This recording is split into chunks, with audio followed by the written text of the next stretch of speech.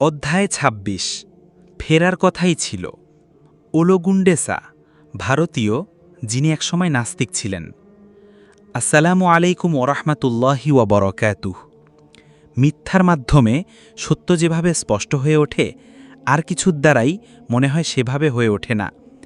আমি ইসলাম গ্রহণ করি আমেরিকা যাওয়ার ৬ মাস পর, আর এজন্য আমি কৃতজ্ঞ খ্রিস্টধর্মের সাথে আমার পরিচয়ের কাছে।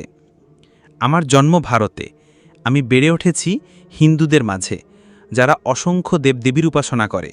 ভারতের প্রতিটি রাস্তায় এবং কোনায় কোনায় তুমি মন্দির খুঁজে পাবে, যেগুলো সব মূর্তি দিয়ে ভর্তি। কাঠ, পাথর, শ্বেত পাথর, এমনকি সোনা রূপার তৈরি মূর্তি। তবে আমি কোনো হিন্দু পরিবার থেকে আসিনি। আমার মা বাবা স্রষ্টার অস্তিত্বে বিশ্বাস করতেন না। তারা ছিলেন নাস্তিক।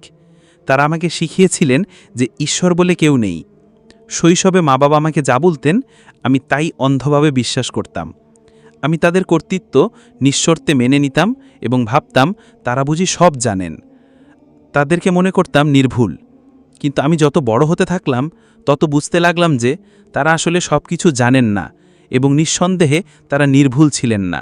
তাদেরও ভুল ত্রুটি হতো। জীবনের একটা পর্যায়ে গিয়ে জীবন সম্পর্কে আমার মনে নানা প্রশ্নের উদয় হয়। আমি নিশ্চিত যে এই প্রশ্নগুলো অধিকাংশ মানুষের মনে কোনো না কোনো সময় আবির্ভূত হয়। প্রশ্নগুলো ছিল এমন: জীবনের অর্থ এবং উদ্দেশ্য কী? কেন মানুষকে ভালো এবং মন্দের মাঝে বাছাই করার মতো অপ্রীতিকর পরিস্থিতির সম্মুখীন হতে হয়? কেন মানুষ মারা যায়? মৃত্যুর পর কী ঘটে? আমার মা বাবার কাছে এগুলোর কোনো উত্তর ছিল না, ফলে আমি স্বাধীনভাবে চিন্তা করা শুরু করলাম। গভীর চিন্তাভাবনা এবং প্রতিফলনের পর আমি এই উপসংহারে পৌঁছালাম যে ঈশ্বর আছেন, বরং ঈশ্বরের অস্তিত্বই হচ্ছে একমাত্র বাস্তবতা। প্রকৃতির মাঝে এই যে অসাধারণ শৃঙ্খলা এবং পূর্ণতা বিদ্যমান, তা দৈবক্রমে ঘটতে পারে না। ডিজাইনার ছাড়া কোনো ডিজাইন থাকতে পারে না, এবং কোনো সৃষ্টি থাকতে পারে না স্রষ্টা ব্যতীত। আমরা মানুষেরা সৃষ্টি, ফলন, দৈবক্রম, দুর্ঘটনা বা বিবর্তনের নয়। এটা আমার কাছে স্পষ্ট ছিল যে স্রষ্টা একজনই, একের বেশি হওয়া সম্ভব নয়, কারণ তা ক্ষমতার মাঝে বিভক্তি সৃষ্টি করবে এবং তার ফলে জন্ম নেবে চরম বিশৃঙ্খলা এবং ভারসাম্যহীনতা। ওই যে কথায় আছে না, অধিক সন্ন্যাসীতে গাজন নষ্ট। অতএব আমি ঈশ্বরের অস্তিত্বে বিশ্বাস করা শুরু করলাম। আমি আমার কৃতকাজসমূহের জবাবদিহিতাতেও বিশ্বাস করতাম। আমাদের কৃতকাজগুলোই হচ্ছে একমাত্র বস্তু যার উপর আমাদের নিয়ন্ত্রণ আছে, আর কোনো কিছু আমাদের সাধ্যের মাঝে নয়। আর যেহেতু আল্লাহ আমাদের ভালো এবং মন্দের মাঝে বেছে নেওয়ার স্বাধীনতা দিয়ে পাঠিয়েছেন, সেহেতু এটা আমার কাছে স্পষ্ট ছিল যে আমি কি করার সিদ্ধান্ত নেই এবং কিভাবে নেই সেটা খুব গুরুত্বপূর্ণ। হৃদয়ের গভীর থেকে আমি জানতাম যে একদিন আমাকে আমার সকল কাজের হিসাব দিতে হবে। আল্লাহ সর্বশক্তিমান এবং তার ক্ষমতা আছে পুরস্কার বা শাস্তি দেওয়ার। তাই আমি আল্লাহকে ভীষণভাবে ভয় করতাম। আমি আল্লাহতে বিশ্বাস করতাম, কিন্তু আমার কোনো ধর্ম ছিল না। আমি ভাবতাম যে একজন মানুষ কোন ধর্মের এটা কোনো বিষয় না, যতক্ষণ সে ভালো কাজ করছে। পরে বুঝেছি যে এই ধরনের চিন্তা কতটা ত্রুটিপূর্ণ। যাই হোক, কিন্তু আমার তখন এরকম কোনো বুঝ ছিল না। আমার চিন্তা একটাই ছিল, স্বামী হিসেবে আমি এমন কাউকে পেতে চাই যে আল্লাহকে ভয় করে। একেশ্বরবাদী হিসেবে আমি একজন খ্রিস্টান, মুসলিম বা বাহাইকে বিয়ে করতে চাইতাম।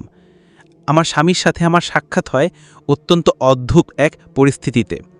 সে ছিল একজন খ্রিস্টান এবং আমেরিকান। আমরা পরস্পরের সাথে পরিচিত হয়েছিলাম মাত্র ৩ দিন, কিন্তু সে আমাকে বিয়ের প্রস্তাব দিয়েছিল। আমার মনে হয়েছিল সে খুব সৎ এবং তার হৃদয় আল্লাহর প্রতি ভয় দ্বারা পূর্ণ। তাই আমরা বিয়ে করি, কিন্তু বিয়ের ২ সপ্তাহ পরই তাকে আমেরিকা ফেরত যেতে হয়। সে তখন আমাকে সাথে নিতে পারেনি। প্রায় ১.৫ বছর পর আমি আমেরিকা যাওয়ার ভিসা পাই। আমেরিকা ভারত থেকে সম্পূর্ণ আলাদা। আমেরিকান জীবনযাত্রার সাথে অভ্যস্ত হতে আমার সময় লেগেছিল। আমার স্বামী ছিলেন একজন খুব নিবেদিত খ্রিস্টান। সে ঈশ্বরের আন্তর্জাতিক চার্চের একজন সদস্য ছিল এবং প্রায় পাগলের মতো নিয়মিত এবং খুব ঘন ঘন বাইবেল পড়ত। সে সাব্বাত এবং সেভেন্থ ডে অ্যাডভেন্টিস্ট চার্চ উদযাপন করত। আমি কয়েকবার তার সাথে চার্চে গিয়েছি। আমি বাইবেলও পড়েছি এবং সেখানে অনেক কিছু পেয়েছি যা ঈশ্বরের ব্যাপারে আমি যা বিশ্বাস করি তাকে সমর্থন করে। আমি এই প্রবাদ বাক্যটা খুব পছন্দ করেছিলাম: ঈশ্বরভীতি প্রজ্ঞার সূচনা। চার্চে বেশ কিছু দারুণ মানুষের সাথে আমার পরিচয় হয়। এমনকি আমার কিছু ভালো বন্ধুও তৈরি হয়ে যায়। আমি বিশেষভাবে ঘনিষ্ঠ ছিলাম একটি প্রবীণ দম্পতির সাথে। যেভাবে সব কিছু চলছিল তাতে আমি বেশ খুশি ছিলাম। যতদিন না আমি ক্যালিফোর্নিয়া যাই আমার শ্বশুরবাড়ির লোকজনদের সাথে দেখা করতে ততদিন। লস অ্যাঞ্জেলেসের পথে আমি যখন মেট্রো ট্রেনে, তখন কিছু লোক ট্রেনে উঠে এবং যাত্রীদের হাতে একটা কাগজের টুকরা তুলে দেয়। আমি কাগজটা হাতে নিয়ে তার দিকে তাকাই এবং তা পড়তে থাকি চরম অবিশ্বাস নিয়ে। আমি কাগজটা খুব যত্নের সাথে সংরক্ষণ করি। ওটাতে লেখা ছিল, মুক্তি পাওয়ার জন্যে কি আমার অবশ্য করণীয়? এই প্রশ্নের উত্তর হল কিছুই না। একমাত্র আবশ্যকতা বেশি ঈশ্বর তার ভাষায় যা বলেছেন তাতে বিশ্বাস আনা।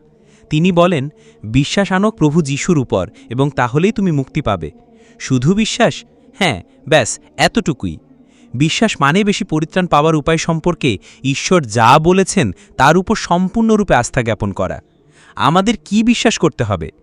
তা বেশি যিশু আমাদের পাপের জন্য মৃত্যুবরণ করেছেন এবং তাকে সমাহিত করা হয়েছিল, তারপর তিনি তৃতীয় দিনে পুনরুত্থিত হন।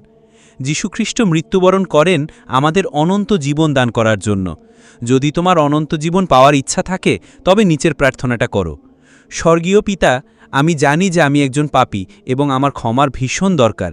এখন আমি যীশুখ্রিস্টকে গ্রহণ করছি আমার প্রভু এবং ত্রাণকর্তা হিসেবে। ধন্যবাদ আমার সব পাপ ক্ষমা করে দেওয়ার জন্যে। যিশুর নামে আমেন। কিন্তু যত লোক তাকে গ্রহণ করল তাদের সবাইকে, যারা তার নামে বিশ্বাস করে তাদেরকে তিনি ঈশ্বরের সন্তান হবার ক্ষমতা দিলেন। জন 1:12। এই ছোট্ট কাগজের টুকরাটা আমার সারাটা জীবন বদলে দিয়েছিল। আমার হৃদয়ের মাঝে হাহাকার সৃষ্টি হচ্ছিল, যেটা সত্যি হতে পারে না। এটা এত স্পষ্ট মিথ্যা যে আমি বিস্মিত হচ্ছিলাম এটা ভেবে যে সত্যি সত্যি কেউ এতে বিশ্বাস স্থাপন করতে পারে। এটা ছিল আধুনিক খ্রিস্টধর্মের সাথে আমার প্রথম সত্যিকারের পরিচয় সূচনা। আমি আধুনিক খ্রিস্টধর্মের আরও কিছু অদ্ভুত বিশ্বাস সম্পর্কে জানতে পেরে পুরোপুরি বিস্মিত হয়ে গিয়েছিলাম। নিচে হচ্ছে সেগুলোর একটা তালিকা, যা আমার কাছে একটু অর্থবহন মনে হয়নি। যীশু খ্রিস্ট ঈশ্বর। যীশু খ্রিস্ট আমাদের প্রভু এবং ত্রাণকর্তা, যিনি মানুষরূপেই পৃথিবীতে নেমে এসেছিলেন আমাদের পাপের জন্য মৃত্যুবরণ করার জন্যে। ঈশ্বর তিনের মাঝে একটা ধারণা যাকে ত্রিত্ববাদ বলা হয়। উপরের একটা বিশ্বাসও বাইবেল দ্বারা সমর্থিত নয়। যিশু কখনো নিজেকে ঈশ্বর বলে দাবি করেননি। তিনি কখনো বলেননি যে তিনি এসেছেন আমাদের পাপের জন্য মৃত্যুবরণ করতে। তুমি চাইলে বাইবেলের রেটির থেকে উপির তন্ন তন্ন করে খুঁজে দেখতে পারো, কিন্তু ত্রিত্ববাদ শব্দটা এর মাঝে কোথাও খুঁজে পাবে না। উল্লিখিত বিশ্বাসগুলোর ব্যাপারে আমার মনে কিছু প্রশ্ন জাগে। কেন ঈশ্বরের স্বয়ং পৃথিবীতে নেমে আসার প্রয়োজন পড়ল যদি তিনি সর্বশক্তিমান হন? তিনি যদি কোনো কিছু করতে চান তাহলে তিনি শুধু বলবেন হও আর সেটা হয়ে যাবে, তাই না? যিশু তো একজন মানুষ ছিলেন। যদি তিনি ঈশ্বর হন তবে তিনি কিভাবে মৃত্যুবরণ করলেন? ঈশ্বর কি কখনো মৃত্যুবরণ করতে পারেন? তাছাড়া যিশু যদি আসলেই মানবরূপে বিধাতা হন তবে তিনি কার কাছে প্রার্থনা করতেন? তিনি কি নিজের কাছেই প্রার্থনা করতেন? যদি যিশুই নিজে ঈশ্বর হন, আমরা কিভাবে এমনটাও চিন্তাতে আনতে পারি যে তিনি নিজেকে শয়তানের প্ররোচনায় শিকার হতে দিলেন? কিভাবে শয়তান যিশুকে পৃথিবীর রাজ্যসমূহের প্রস্তাব দিলেন যদি স্বর্গ এবং মর্তের সমস্ত কিছুর মালিকানা ঈশ্বরেরই হয়? তাছাড়া ঈশ্বর কি শয়তানকে সৃষ্টি করেননি? যদি ত্রিত্ববাদ বিশ্বাসের একটা গুরুত্বপূর্ণ স্তম্ভই হবে, তাহলে যিশু কেন ত্রিত্ববাদ প্রচার করেননি? এটা বুঝতে খুব বেশি বুদ্ধির দরকার নেই যে স্রষ্টা কখনোই তার সৃষ্টি বা সৃষ্টির অংশ হতে পারেন না। যদি বা স্রষ্টা তার সৃষ্টি হতে পারেন, কেন তিনি তা হতে চাইবেন? আর যদি এটাই সত্যি হয় যে ঈশ্বর যিশু হয়েছিলেন এবং আমাদের পাপের জন্য মৃত্যুবরণ করেছিলেন, যেটা আমার কাছে ভয়াবহ একটা পদক্ষেপ, তাহলে আজকে আমরা যে পৃথিবী দেখি তা তো পাপমুক্ত হওয়ার কথা। যদি তা পাপমুক্ত না হয় তবে আমাদের পাপের জন্য মৃত্যুবরণ করার কী অর্থ? এর মাধ্যমে কি অর্জিত হয়? আমি যেন তাকিয়েছিলাম এক নির্জলা মিথ্যার দিকে। আমি জানতাম যে এটা একেবারেই গোড়া থেকে ভুল। তুমি বিধাতার সৃষ্টি নৈপুণ্যে কোনো ত্রুটি খুঁজে পাবে না, এটা নিখুঁত। বিধাতাই আমাদেরকে বুদ্ধিবৃত্তিক ক্ষমতা এবং সাধারণ জ্ঞান দিয়েছেন। তাহলে তিনি কি আমাদের এমন কিছুতে বিশ্বাস করতে বলবেন যা কোনো অর্থ বহন করে না? সত্য অবশ্যই অর্থবহন হবে।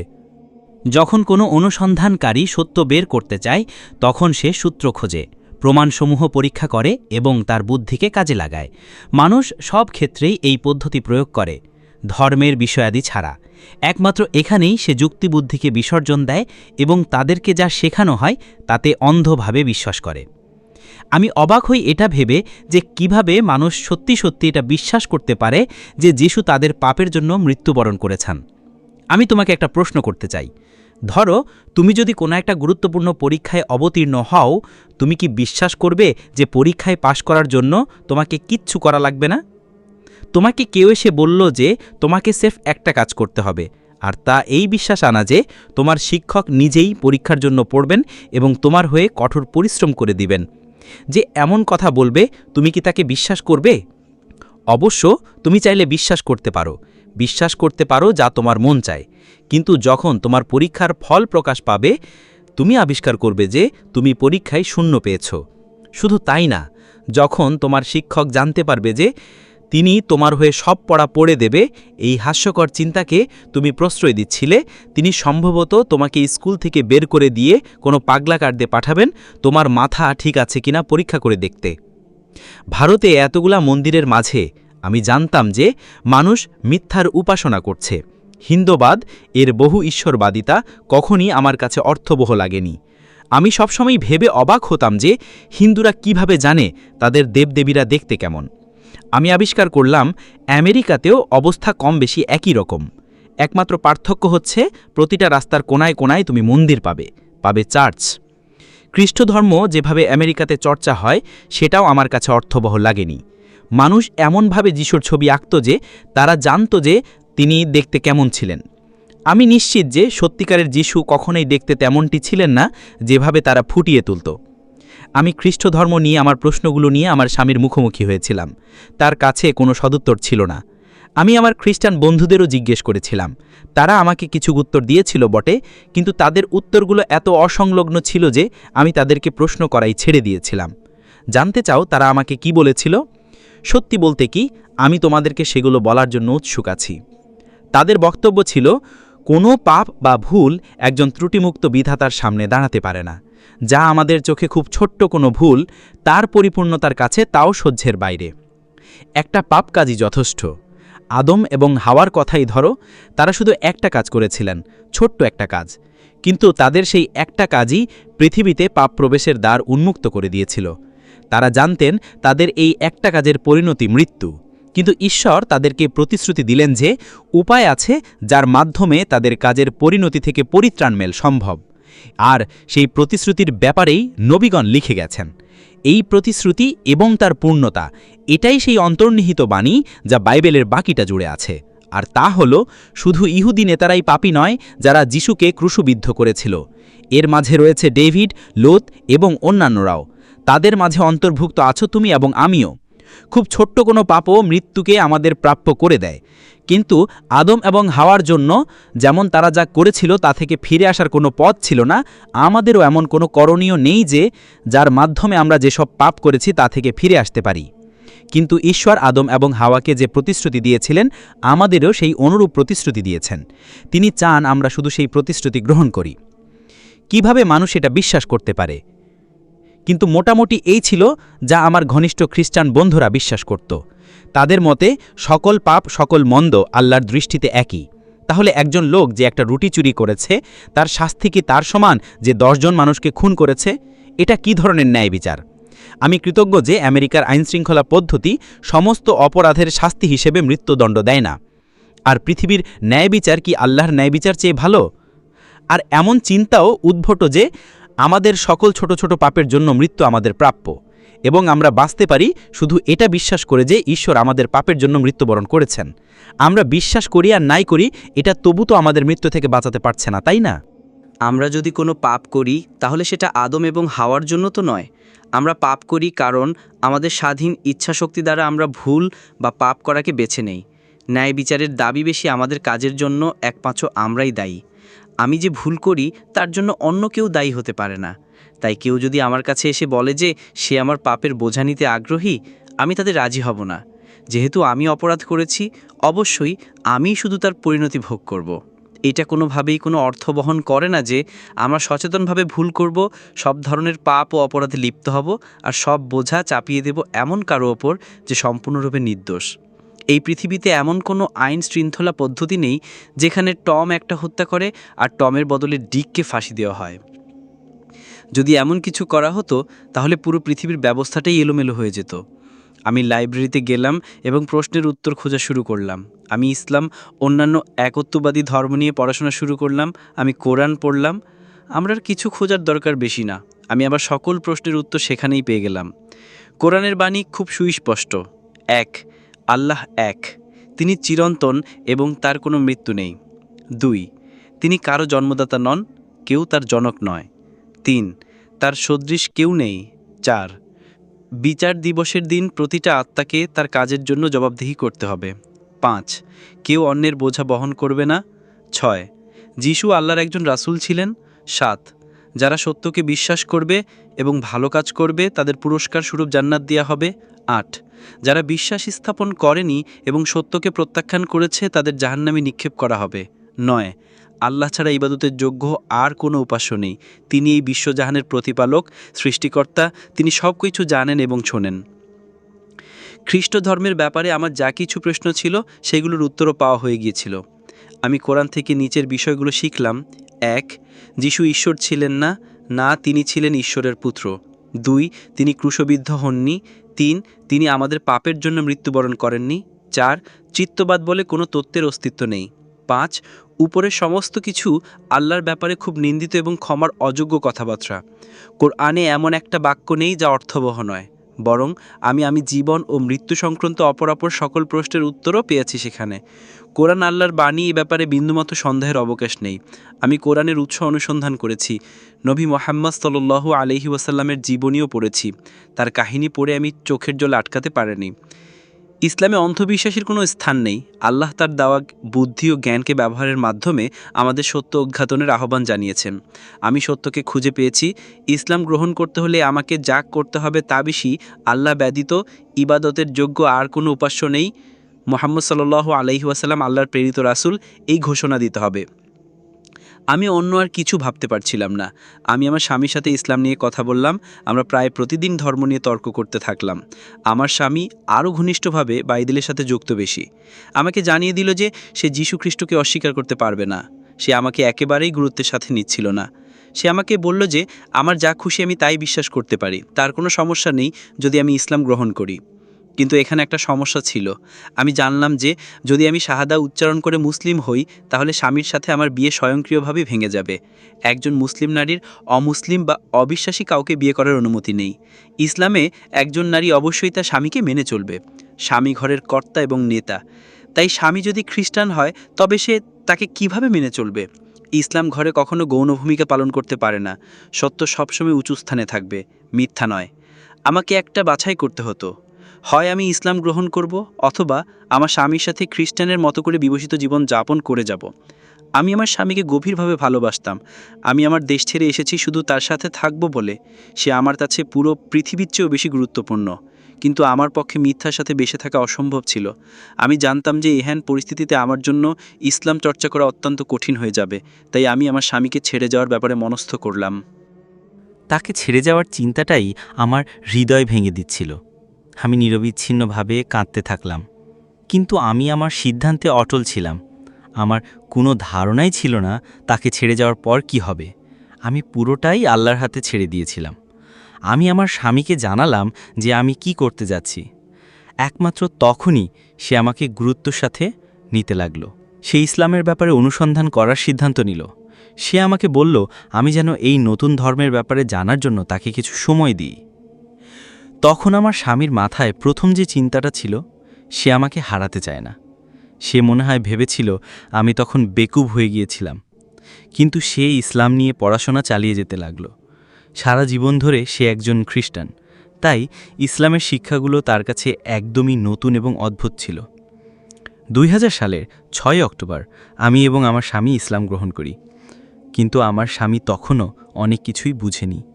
সে জানত না যে তার জীবনে কি ঘটতে চলেছে। সম্ভবত সে ভেবেছিল যে তার পুরো জীবনটাই ওলটপালট হয়ে যাচ্ছে। সে ইসলাম গ্রহণ করেছিল কারণ সে আমাকে হারাতে চাইছিল না। সে মাঝে মাঝে কুরআন পড়েছিল, কিন্তু বাইবেল পড়ছিল তার চেয়ে বেশিবার। সে কি করছে এটা আমার কাছে কোনো ইস্যু ছিল না। আমি এতেই খুশি ছিলাম যে আমাকে আমার স্বামীকে ছাড়তে হয়নি। আমি আত্মবিশ্বাসী ছিলাম যে আল্লাহ ক্রমান্বয়ে তাকে পথ দেখাবেন। সকল প্রশংসা আল্লাহ। আমার স্বামী নৌবাহিনীতে ছিল এবং তাকে একবার সমুদ্রে যেতে হয়েছিল প্রায় 6 মাসের জন্য। সেই সময়ে সে প্রথমবারের মতো কুরআন শুরু থেকে শেষ পর্যন্ত পড়ার সুযোগ পায়। সে আমাকে একদিন ইমেল করল যে সে কুরআন পড়া ছাড়া আর কিছুই করছে না। সে কোনোভাবে এটা নামিয়ে রাখতে পারছে না। শেষ পর্যন্ত একদিন ও আমাকে বলল যে এখন সন্তুষ্ট চিত্তে গ্রহণ করতে পেরেছে ও যে এটি আল্লাহর বাণী। এখন তার বিশ্বাসের ঘোষণা দেওয়ার জন্য একটা তীব্র তাড়না বোধ করছে। যখন তার জাহাজ অস্ট্রেলিয়া পৌঁছালো, সাথে সাথে নিকটস্থ মসজিদে গেল এবং সেখানকার ভাইদের বলল যে সে শাহাদা উচ্চারণ করতে চায়। তখন ভাইরা তাকে জানালেন যে যেহেতু সে ইতোমধ্যে একবার আমার সাথে শাহাদা উচ্চারণ করেছে, তাই তা পুনরাবৃত্তি করার দরকার নেই। তখন আমার স্বামী বোঝালেন যে সেই সময়ে তার কোনো বুঝ ছিল না, সেটা করেছিল স্রেফ আমার জন্য। এখন উনি এটা নিজের জন্য করতে চান। খুশিতে আমার দুচোখ ভিজে গিয়েছিল যখন সে আমাকে জানিয়েছিল যে সে অস্ট্রেলিয়ার ওই মসজিদে শাহাদা পড়েছে। এই পৃথিবীর কোটি কোটি মানুষের মাঝে আমরা বাস্তবিকই আল্লাহর কাছে কৃতজ্ঞ এজন্য যে তিনি আমাদের বেছে নিয়েছেন সত্যের পথ দেখানোর জন্য। এটাই সবচেয়ে বড় সম্মান যা একজন মানুষের পক্ষে অর্জন করা সম্ভব। আলহামদুলিল্লাহি রব্বিল আলামিন।